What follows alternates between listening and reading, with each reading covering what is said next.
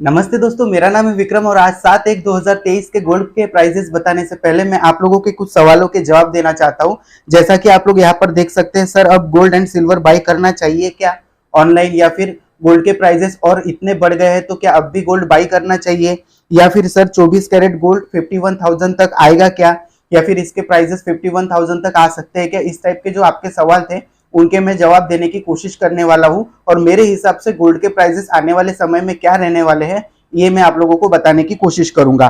तो देखिए दोस्तों, अगर सबसे पहले अगर हम लोग बात करें तो क्रिस्टेलिना जॉर्जिवा जो है, जो आईएमएफ की जो है चेयरमैन है, उनके हिसाब से यूएस, यूरोपियन यूनियन, चाइना, इन देशों को मिला के जो है दुनिया की 1/3 जो कंट्रीज है उसमें जो है इन्फ्लेशन या फिर रिसेशन आ सकता है। इन्फ्लेशन तो आ ही गया है, रिसेशन भी आने की संभावना है। रिसेशन का मतलब होता है दोस्तों मंदी। अब इसके बाद में अगर हम लोग ग्लोबल ग्रोथ की जो बात करें, ग्लोबल ग्रोथ मतलब क्या है, जैसे हमारे इंडिया का जीडीपी है, ऐसी सारी दुनिया की जीडीपी जो है मिला के जो ग्रोथ ग्लोबली हो रही है उसमें जो है गिरावट देखने में आई है। जैसे साल 2021 में जो थी ग्लोबल ग्रोथ जो थी 6% थी, उसके बाद में साल 2022 में ये जो है घट के 3.2% हो गई। उसके बाद में साल 2023 में जो है ये 2.7% यानी 2.7% रहने की संभावना है।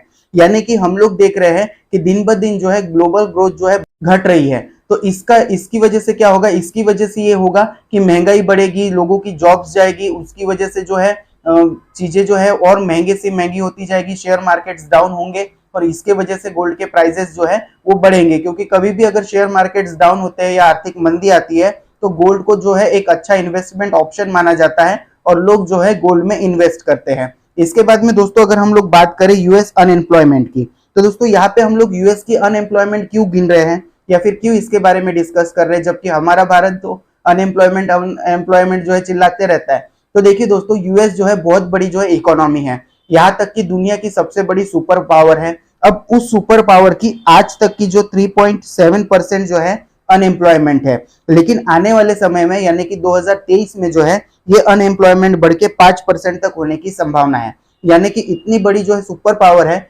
उसकी भी 5% जो है आबादी जो है अनएम्प्लॉयड है। तो इस तरीके से अगर हम लोग देखें तो अनएम्प्लॉयमेंट जो है दुनिया में बढ़ती हुई हम लोगों को दिख रही है, क्योंकि इतनी बड़ी सुपर पावर की अनएम्प्लॉयमेंट है तो बाकी देशों का हाल क्या होगा ये तो आप लोग जो है अंदाजा लगा ही सकते हैं। इसके बाद में दोस्तों दुनिया भर में जो अनसर्टेनिटी चल रही है, जैसे फॉर एग्जांपल यूक्रेन रशिया का वॉर चल रहा है, यूक्रेन रशिया वॉर की वजह से जो है चीजों के दाम वैसे ही महंगे हो चुके हैं, एनर्जी क्राइसिस आ चुका है इसी वजह से जो है गेहूं जो है निर्यात नहीं हो पा रहा है देशों को। तो इसकी वजह से गेहूं आटे के भाव भी बढ़े हुए हैं, क्योंकि मेन चीज तो दुनिया को एक ही चीज चाहिए, गेहूं, उसी से ब्रेड बनेगा या फिर चावल, तो वही दो चीजें दुनिया खाने वाली है अल्टीमेटली, चाहे किसी भी फॉर्म में खाए। तो इन सब चीजों के जो प्राइजेस है यूक्रेन रशिया वॉर की वजह से बढ़े हुए हैं और ये जो वॉर है फरवरी महीने से चल रही है 2022 के, आज जो है जनवरी मंथ आ गया 2023 का, यानी कि लगभग 11 महीने से ज्यादा हो गए हैं, फिर भी ये वॉर जो है चल ही रही है। तो ये एक जो है सबसे बड़ा फैक्टर है। उसके बाद में चाइना की कोविड पॉलिसी जो है, चाइना जो है अपने कोविड के आंकड़े दुनिया को बता ही नहीं रहा है। आज ही मैंने एक न्यूज सुनी थी कि XBB 1.5 करके वेरिएंट है, उसके जो है कुछ केसेस इंडिया में देखने के लिए मिले हैं।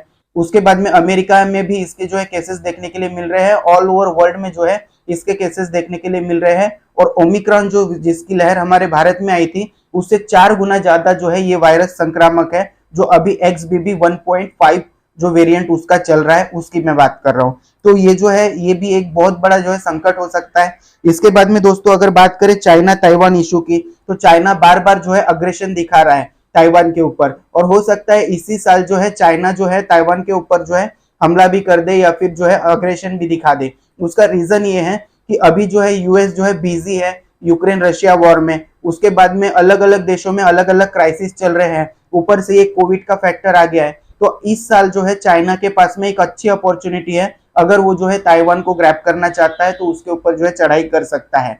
इसके बाद में दोस्तों अगर हम लोग बात करें तो हमारे पड़ोसी देश, उनकी भी कुछ हालत सही नहीं है। जैसे बांग्लादेश की जो इकोनॉमी है वो फॉलिंग इकोनॉमी है, मतलब वो गिरती हुई नजर आ रही है, क्योंकि क्रूड ऑयल के प्राइजेस वगैरह काफी बढ़ गए हैं। इसकी वजह से वहां पे जो पॉलिटिकल इश्यूज भी है वो भी वहां पे जो है राइज हो रहे हैं। इसके बाद में म्यांमार में जो है आज तक जो है मिलिट्री शासन था, लेकिन कल ही न्यूज आई है कि वहां पे इलेक्शन होने वाले हैं जो कि मिलिट्री करवाने वाली है। लेकिन 2 साल तक मिलिट्री का वहां पे राज था। उसके बाद में अगर इलेक्शन करवाए जाएंगे तो जाहिर सी बात है मिलिट्री जो है अपने हिसाब से जो है जो इलेक्शन है वो करवाएगी। तो काफी लोग जो है उससे खुश भी नहीं है, लेकिन अच्छी बात है अगर इलेक्शन हो जाते हैं तो एक डेमोक्रेटिक जो है सरकार आ जाएगी। लेकिन म्यांमार का भी ये इशू हमारे सामने बना ही हुआ है। उसके बाद में नेपाल में जो है FAFT की ग्रे लिस्ट में जाने की जो है बातें हो रही है कि नेपाल कभी भी FAFT की ग्रे लिस्ट में जा सकता है। तो इससे क्या होगा, नेपाल को कोई भी जो अन्य देश है जो आसानी से कर्ज देते थे वो नहीं दे पाएंगे, तो इसकी वजह से वहां की भी इकोनॉमी जो है स्लो डाउन आएगी। और हम लोग अगर बात कर रहे हैं दोस्तों बांग्लादेश, नेपाल, म्यांमार, श्रीलंका, पाकिस्तान, तो इसकी हम लोग क्यों बात कर रहे हैं? इसका रीजन ये है दोस्तों कि यहाँ पे अगर कोई भी दिक्कत आएगी तो सबसे ज्यादा असर जो है इंडिया पे ही होगा। क्यों? क्योंकि इंडिया जो है ग्रोइंग इकोनॉमी तो है, यानी कि 6% के हिसाब से हम लोग ग्रोथ तो कर रहे हैं, लेकिन यहाँ पे इन सारी कंट्रीज में अगर इश्यूज रहेंगे तो इन कंट्रीज के इश्यूज जो है हमारे देश तक भी पहुंचेंगे। जैसे बहुत सारे शरणार्थी हमारे देश में आएंगे, जैसे म्यांमार से आए हैं, तो शरणार्थियों की जो है समस्या हमारे देश में हो सकती है। इसके बाद में दोस्तों श्रीलंका में जो क्राइसिस है वो चल ही रहा है। श्रीलंका का क्राइसिस अभी तक जो है सॉल्व नहीं हो पाया है। इसके बाद में पाकिस्तान और अफगानिस्तान का टेंशन हम लोगों को देखने के लिए मिल रहा है।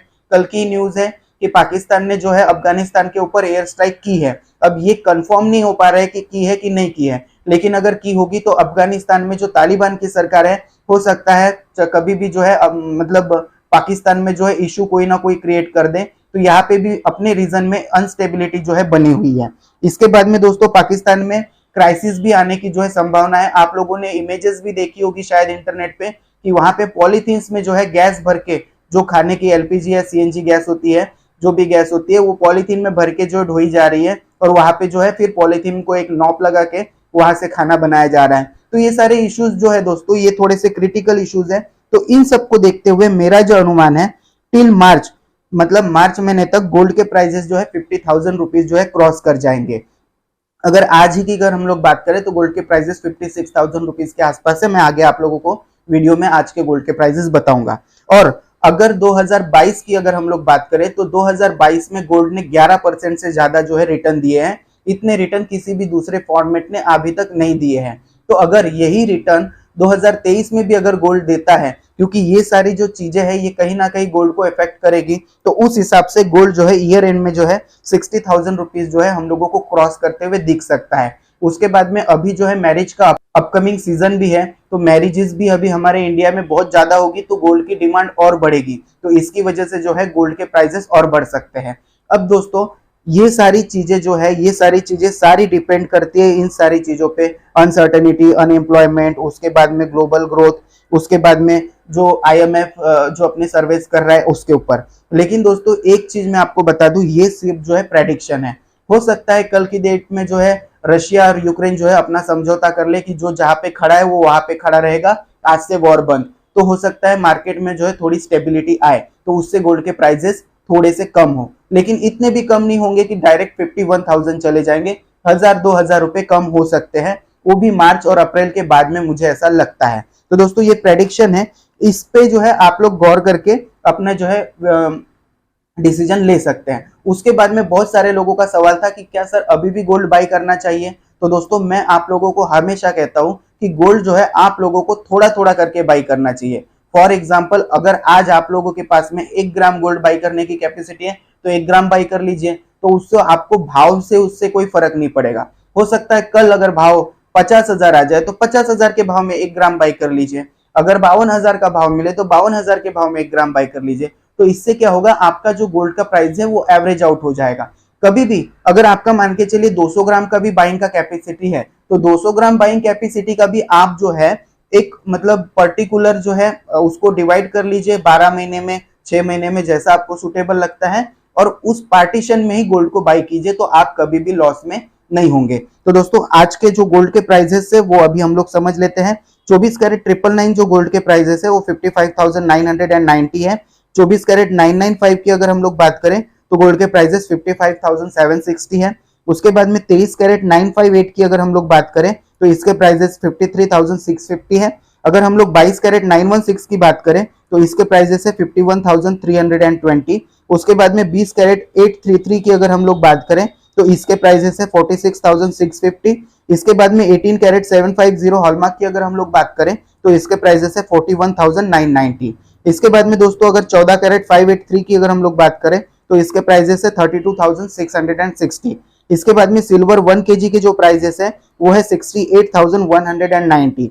उसके बाद में दोस्तों अगर डॉलर वर्सेस रुपीस की अगर हम लोग बात करें तो $1 के अगेंस्ट में हम लोगों को 82.2381 रुपीस जो है पे करने पड़ रहे हैं। दोस्तों ये जो प्राइजेस है इंडिकेटिव गोल्ड के प्राइजेस है और इसमें जीएसटी शामिल नहीं है। और ये जो प्राइजेस है मुंबई के प्राइजेस है, तो महाराष्ट्र और गुजरात के लिए सेम प्राइस आप लोग कंसीडर कर सकते हैं। फिर भी अगर आप लोगों को अपने एरिया के गोल्ड के प्राइजेस जानने हैं तो मैंने यहाँ पे लगा दिए हैं, आप इसका स्क्रीनशॉट ले सकते हैं।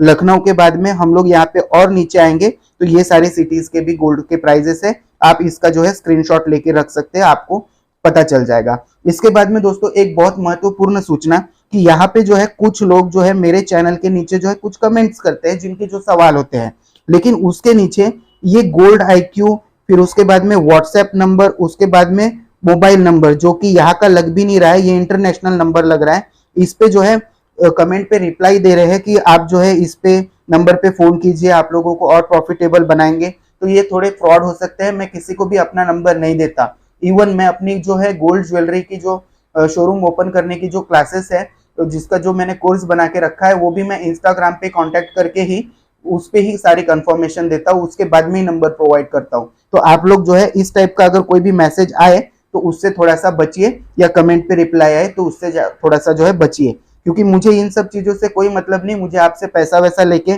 कुछ करना नहीं है। मुझे बस आप लोग चैनल को सब्सक्राइब कर दीजिए, वीडियो पसंद आया तो लाइक कर दीजिए और दोस्तों के साथ शेयर कर दीजिए, बस मुझे इतना ही चाहिए। तो दोस्तों उम्मीद करता हूँ ये वीडियो पसंद आया होगा आप लोगों को। आज के लिए बस इतना ही, थैंक यू।